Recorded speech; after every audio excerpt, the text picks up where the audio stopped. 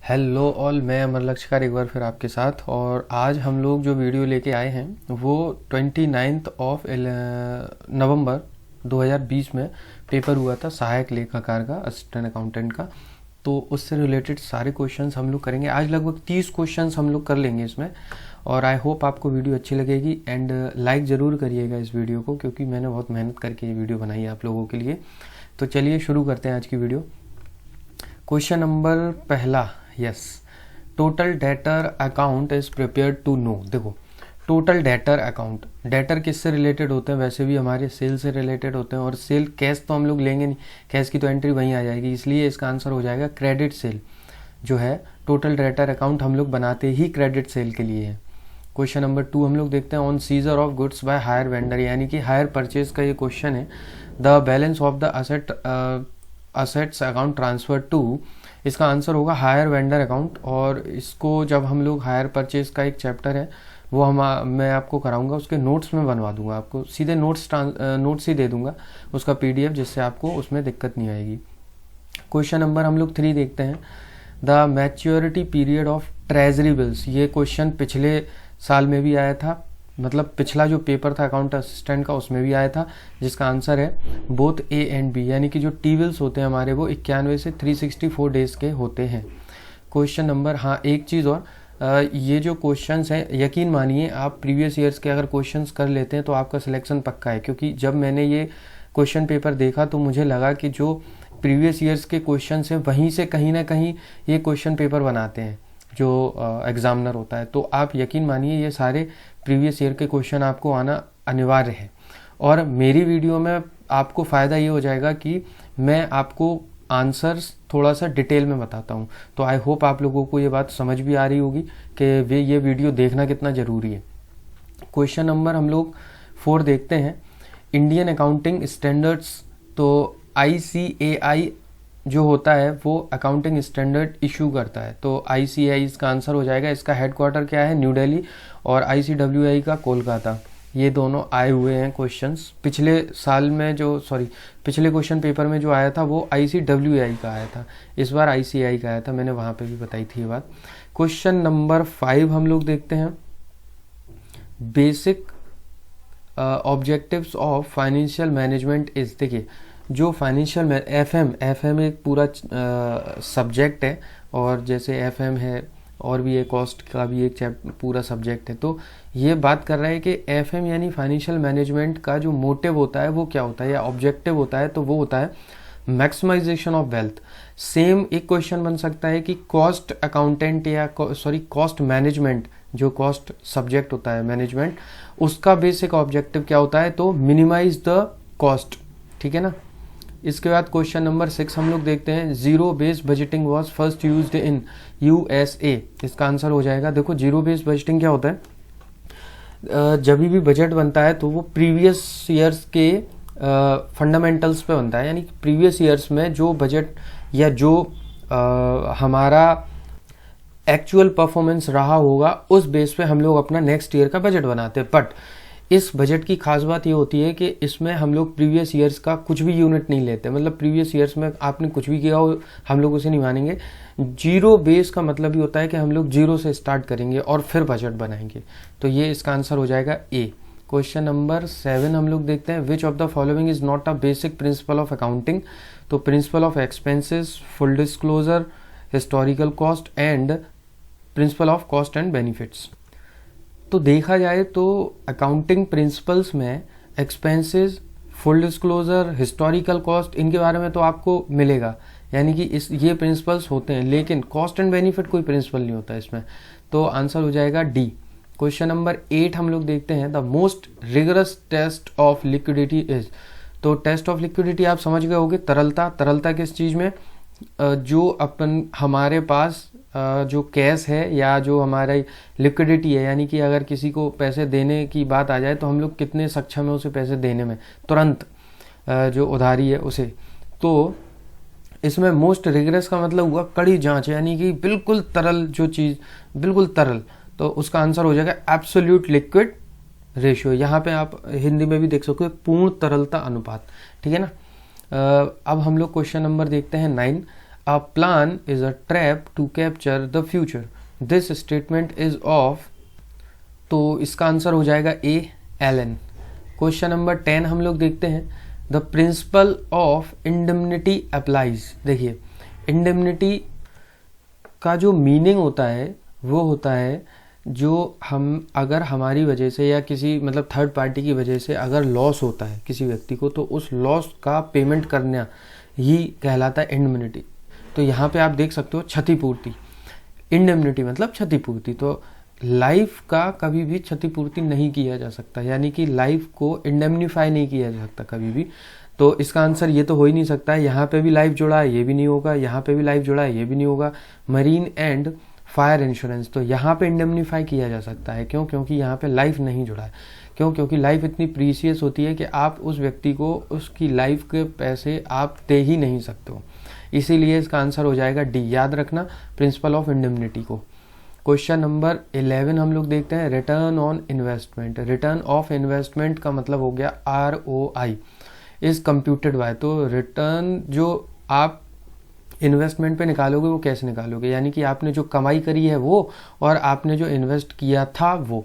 तो इसका आंसर हो जाएगा ए, प्रॉफिट एंड इन्वेस्टमेंट से ही तो निकालेंगे हम लोग।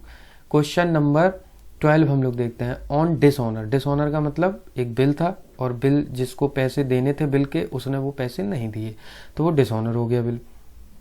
तो अब promissory note does not require, तो जो प्रोमिसरी नोट था जिसमें उसने प्रॉमिस किया था, या बिल या प्रोमिसरी नोट दोनों एक ही टाइप के होते हैं, तो एक ही टाइप के नहीं होते, मतलब अलग अलग होते हैं, बट प्रोमिसरी नोट में भी डिसऑनर हो सकता है और बिल में भी डिसऑनर हो सकता है। तो प्रोमिसरी नोट में अगर डिसऑनर होता है तो वो कहता है कि डज नॉट रिक्वायर। तो प्रोमिसरी नोट में क्या रिक्वायरमेंट नहीं रहती है, तो इसका आंसर होगा एक्सेप्टेंस या एक्सेप्टिंग। तो प्रोमिसरी नोट को एक्सेप्ट करने की जरूरत नहीं पड़ती है। तो 12 का आंसर हो जाएगा बी। क्वेश्चन नंबर 13 हम लोग देखते हैं, use of leaf over last in first out method कब सूटेबल होगा। तो इसका आंसर हो जाएगा राइजिंग प्राइसेस। देखिए, last and first out suitable तब होगा जब सबसे लास्ट में जो हमारा माल आ रहा होगा उसको सबसे पहले निकाल दें। क्यों? क्योंकि सबसे लास्ट में जो माल आ रहा होगा उसका प्राइस सबसे ज़्यादा होगा और हम लोग जो माल निकालेंगे वो सबसे ज़्यादा कीमत पे निकालेंगे, इसीलिए हमारा इसका आंसर 13 का जो आंसर हो जाएगा वो हो जाएगा ए।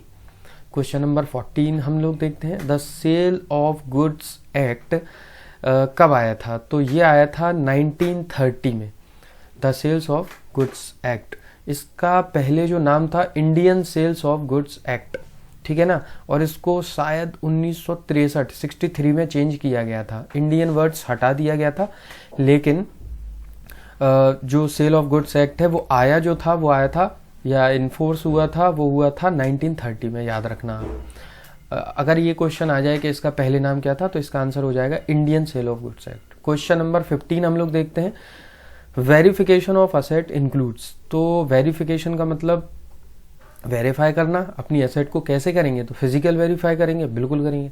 वेरिफिकेशन प्रॉपर जो वैल्यू है उसकी वो करेंगे, बिल्कुल। Verifying that assets are free from any charge, बिल्कुल ये भी चेक करेंगे। तो इसका आंसर हो जाएगा all of the above. Question number 16 हम लोग देखते हैं, the section of agreement in restraints of trade is. इसका मतलब क्या होता है, तो इसका मतलब ये होता है कि किसी व्यक्ति को वो ट्रेड करने से रोकना, ठीक है। तो इससे रिलेटेड जो रूल्स रेगुलेशंस या लॉ है वो किस सेक्शन में, तो इसका आंसर है 27। इतना ही अभी हम लोग याद रखते हैं इसको। और क्वेश्चन नंबर 17 पे आ जाते हैं कि शॉर्टकट की for purchase voucher in tally. Okay, tally का क्वेश्चन आ गया। तो देखिए, इसको ना अगर आपने टैली पढ़ी है तो बहुत अच्छी बात है, नहीं तो मैं एक शॉर्टकट बताता हूँ आपको। अभी आपको परचेज वाउचर बोल रहा है, मैं उल्टा बताता हूँ, सेल्स वाउचर बताता हूँ। सेल्स वाउचर का एस कैसे होता है, ऐसे, ठीक है। तो यहाँ पे 8 आप देख सकते हो, यहाँ पे एस बना रहा है, इसीलिए F8 जो रहता है वो रहता है सेल्स का, तो F9 जो होगा वो होगा परचेज का। देखो यहाँ पे P ऐसा बना है और यहाँ पे 9 ऐसा है, तो 9 इसका आंसर हो जाएगा F9। और F7 जो रहता है वो जनरल वाउचर होता है, ठीक है। क्वेश्चन नंबर 18 हम लोग देखते हैं, होल्डिंग कंपनी का मतलब क्या होता है। देखिए, होल्डिंग कंपनी का मतलब ही होता है कि जहाँ पे 51% से ज़्यादा के शेयर्स अदर कंपनी के होल्ड करता हो वो कंपनी, तो वो होल्डिंग कंपनी कहलाती है। इसलिए इसका क्वेश्चन का आंसर हो जाएगा बी। क्वेश्चन नंबर 19 देखते हैं हम लोग, 19, the difference between the actual cost and standard cost is known as variance. ठीक है, तो ये क्वेश्चंस कहाँ से है, ये कॉस्टिंग से है। इसका आंसर हो गया वेरिएंस। जब मैं इसके फॉर्मूलाज बताऊंगा आपको एक वीडियो में, सारे फॉर्मूलाज मैं आपको बता दूंगा, जिससे आपको दिक्कत भी नहीं आएगी ये समझने में। क्वेश्चन नंबर 20 हम लोग देखते हैं, the institute of chartered accountants of India was established on. तो इसका आंसर हो जाएगा 1 जुलाई 1949। और इसके साथ एक चीज़ और, जो 1949 है, इसी ईयर में बैंकिंग रेगुलेशन एक्ट भी आया था। तो आप याद रख सकते हो कि 1949 में बैंकिंग रेगुलेशन एक्ट भी है, चार्टर्ड अकाउंटेंट ऑफ इंडिया की स्थापना भी हुई थी इंस्टीट्यूट की। नाउ क्वेश्चन नंबर 21 हम लोग देखते हैं, the beginning inventory of the current year is overstated. Overstated का मतलब जो हमारी ओपनिंग इन्वेंट्री थी वो मिस्टेकली हमारी ज़्यादा हमने उसको लिख दिया, यानी कि 5,000 ज़्यादा उसे लिख दिया अकाउंट्स में। ठीक है, एंड जो क्लोजिंग इन्वेंट्री थी इज ओवर स्टेटेड। जो क्लोजिंग इन्वेंट्री थी वो 12,000 से ज़्यादा हो गई थी। तो these error will effect net income for the current year will be. देखो, तो सबसे पहले तो आपको ये पहचानना है कि फायदा है या लॉस है, यानी कि ओवर स्टेटेड होगा या अंडर स्टेटेड होगा। तो इसका आंसर जो होगा वो ओवर स्टेटेड होगा। ये कैसे, देखो, जब भी क्लोजिंग इन्वेंट्री ज़्यादा हो ना तो प्रॉफिट होता है। अब क्लोजिंग इन्वेंट्री 12 है और जो ओपनिंग इन्वेंट्री है वो 5 है, इन दोनों का डिफरेंस जो है वो 7 है। 7 क्या है, ओवर स्टेटेड है, इसलिए इसका आंसर हो जाएगा डी। याद रखना हमेशा, अगर ओपनिंग इन्वेंट्री ज़्यादा होती तो वो अंडर स्टेटेड हो जाता आंसर। क्वेश्चन नंबर 21 का आंसर जो होगा वो D, 7,000 over stated. Now when 2 or more than 2 companies doing similar business combine together and form a new company to take over their business, दो पुरानी कंपनियां मिलके एक नई कंपनी अगर बनती हैं तो उसको बोलते हैं एमलगमेशन। जैसे बोलते हैं आपस में मिल जाना, एमलगमेट हो जाती है कंपनियां। क्वेश्चन नंबर, ये बल्कि 12th का क्वेश्चन है, 11th-12th में आपने ये पढ़ा होगा। क्वेश्चन नंबर 23 हम लोग देखते हैं कि जो रिस्पॉन्सिबिलिटी अकाउंटिंग है उसको इज ऑल्सो नोन एज, उसको हम लोग और क्या बोलते हैं। तो इसका जो आंसर होगा वो होगा सी, क्योंकि profitability accounting and activity accounting और रिस्पॉन्सिबिलिटी अकाउंटिंग ये तीनों एक ही है। क्वेश्चन नंबर 24 हम लोग देखते हैं, which of the following pairs is wrong. ठीक है, गुडविल एक इंटेंजिबल असेट होती है, बिल्कुल। ऑयल वेल जो रहते हैं वो वेस्टिंग एसेट्स होते हैं। तो ऑयल वेल समझ गए हो गया, खदान जो रहती हैं ऑयल की, तो वो तब तक यूज़ होती हैं असेट की एज अ असेट जब तक उनमें से तेल निकलता रहता है, इन्हीं को बोलते हैं हम वेस्टिंग एसेट। तो ये क्वेश्चन भी बनता है कि वेस्टिंग एसेट क्या होता है, तो उसका सबसे बड़ा एग्जाम्पल होता है ऑयल वेल। इसके बाद हम लोग देखते हैं प्रिलिमिनरी एक्सपेंसेस जो रहते हैं वो फिक्टिशियस असेट होती है। बिल्कुल, प्रिलिमिनरी एक्सपेंसेस फिक्टिशियस क्यों होती है, ये वो खर्चे होते हैं जो बिजनेस स्टार्ट होने से पहले हुए रहते हैं, लेकिन फिर भी हम लोग इन्हें एसेट साइड में डालते हैं। एसेट साइड में प्रिलिमिनरी एक्सपेंसेस क्यों, क्योंकि ये खर्चे हम लोग आने वाले 5 साल या 10 साल में इन्हें हम लोग कवर करेंगे या राइट ऑफ करते जाएंगे धीरे धीरे, इसीलिए ये फिक्टिशियस एसेट कहलाती है। और D, stock in trade liquid asset होता है। तो ये बिल्कुल गलत है, क्योंकि आपने अगर लिक्विड एसेट का फॉर्मूला भी देखा होगा तो उसमें स्टॉक को नहीं लिया जाता, इसीलिए इसका आंसर हो जाएगा 24 का आंसर हो जाएगा डी। क्वेश्चन नंबर 25 हम लोग देखते हैं, if financial leverage is 1.32 then by what percent will taxable income increase if EBIT increases by 6%। ये बिल्कुल मतलब ये क्वेश्चन इतना सिंपल है कि मैंने आप लोगों को एक वीडियो, पिछली वाली वीडियो में ही बताया था, जो क्वेश्चन पेपर कराया था, कि वहाँ पे ये लीवरेज से क्वेश्चन जरूर आएगा। तो वहाँ पे लीवरेज मैंने बहुत अच्छे से समझाया था। अभी मैं आपको फिर से एक उसका ओवरव्यू दे देता हूँ छोटा सा।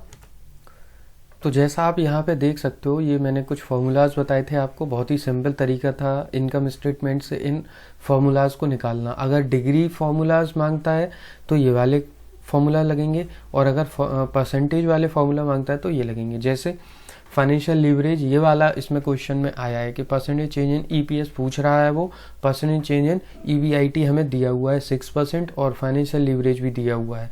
तो हम लोग यहाँ पे देख सकते हैं क्वेश्चन नंबर 25 कि 6% ये है, 1.32 ये है, 6 का हम लोग इसमें इंटू कर देंगे तो हमारा परसेंटेज चेंज इन EPS निकल आएगा विच इज़ 7.92।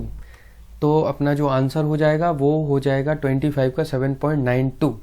क्वेश्चन नंबर 26 हम लोग देखते हैं। A partnership fund sold a residential house under which section the firm can get exemption a long term capital gains. तो ये इनकम टैक्स से रिलेटेड क्वेश्चन है।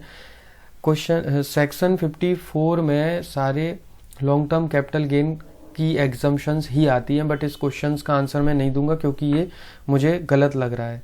तो क्वेश्चन नंबर 27 हम लोग देखते हैं। If in a process normal loss is 10% और एबनॉर्मल वेस्टेज इज 100 यूनिट तो आउटपुट इज 8000। सेम क्वेश्चन पिछले बार भी आया था और 54 वाला यानी जो इनकम टैक्स वाला ये क्वेश्चन भी आया था पिछले बार, तो उसका आंसर सही था, मैंने बता दिया था।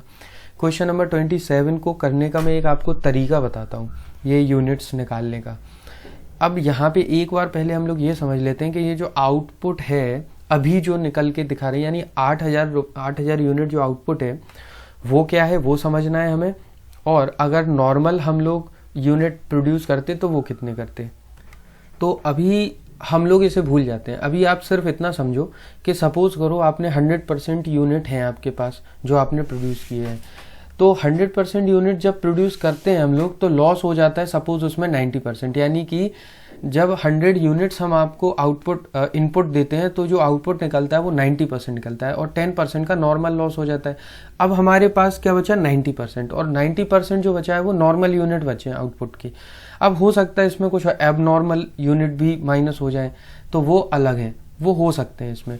तो हमें जो चाहिए रहता है कैलकुलेशन के लिए वो चाहिए रहता है नॉर्मल आउटपुट यूनिट। अब हम लोग अपने क्वेश्चंस पे आ जाते हैं। हमारे पास जो एबनॉर्मल यूनिट माइनस करने के बाद का जो यूनिट था वो था 8000, तो 8000 यूनिट, लेकिन इसमें 100 यूनिट क्योंकि एबनॉर्मली लॉस हो चुके थे तो पहले हम लोग वो इसमें ऐड कर देंगे। तो अब हमारे पास यूनिट कितने हो गए 8100 हम लोग आ गए नॉर्मल आउटपुट यूनिट पे अपने।